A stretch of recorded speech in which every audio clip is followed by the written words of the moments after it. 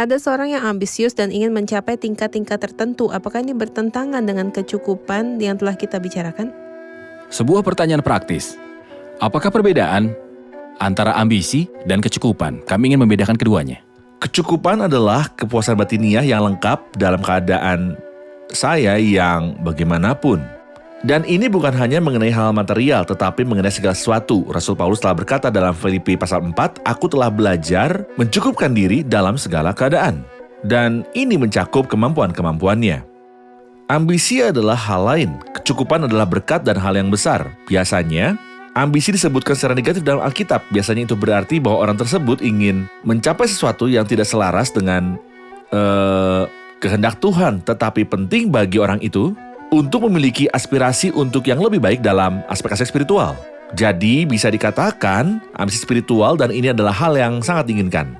Sementara ambisi materialistis adalah bahwa orang itu berusaha sekeras mungkin untuk menaikkan tingkatannya saat ini walau itu bukan kehendak Tuhan. Dan saya menekankan ini, ketika ini bukan kehendak Tuhan, jangan berusaha payah untuk menjadi kaya.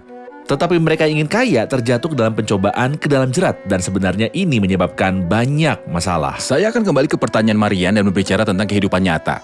Saya akan berasumsi bahwa saya tinggal di apartemen yang sangat sempit yang terdiri hanya dari 2 kamar.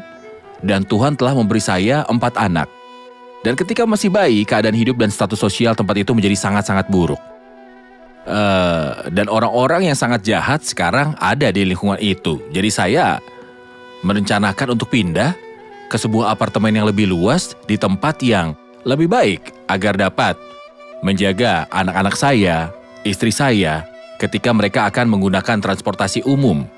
Apakah itu bertentangan dengan kecukupan? Sama sekali. Apakah itu dianggap sebagai kekurangan dari rasa cukup?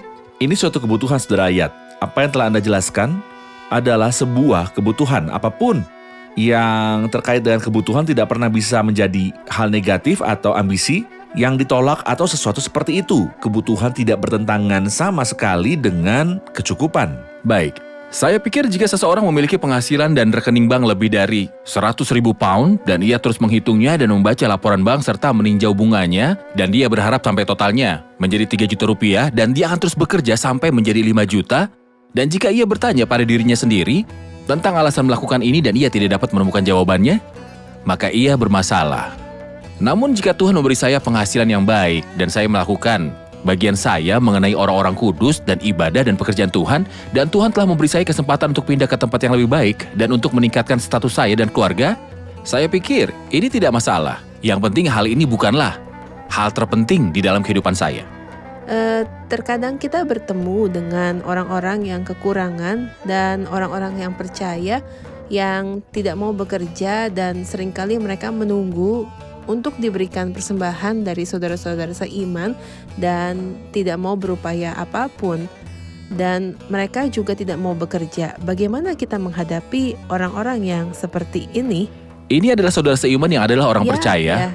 Jika ada seorang saudara di gereja yang tidak mau bekerja dan ia diberitahu berkali-kali bahwa ia harus bekerja, tetapi ia hanya suka bergantung kepada saudara-saudara dan mengganggu persembahan gereja. Apa yang harus kita lakukan? Saya pikir Rasul Paulus telah berbicara tentang bagian itu. Tegurlah mereka yang hidup dengan tidak tertib. Ini adalah perilaku yang sulit diatur. Saya memperingatkannya, dan jika ia tidak tahu, saya dapat membantunya mencari pekerjaan. Seperti yang Anda katakan sebelumnya, jika ia ingin bekerja tapi tidak memiliki kemampuan, saya dapat membantunya dengan kemampuan. Atau cobalah membimbingnya ke tempat di mana ia bisa bekerja. Namun jika tidak ingin bekerja, saya akan peringatkan dia dan meninggalkannya. Benar, gereja sendiri harus melakukan itu dengan dia. Benar. Baik, ya.